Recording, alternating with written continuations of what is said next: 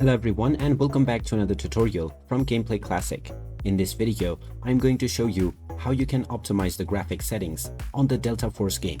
So let's get started right away. First of all, open up the Delta Force game on your device. And once you are taken into the main menu, click on the gear icon at the top right corner. Now from the settings page, just click on graphics. And now you can change your graphics preferences. Make sure your dedicated graphics card is selected within display adapter. And also choose the correct resolution for your display. Also select the maximum refresh rate that you have available.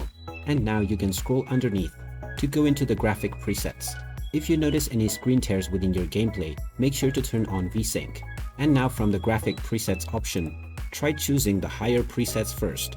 And make sure that your VRAM usage is not being exceeded by the recommended amount. Apply the preset that you have chosen by clicking on the apply button and then confirm your changes. This will now apply your new settings within your game. Just try playing a match and see how these settings perform.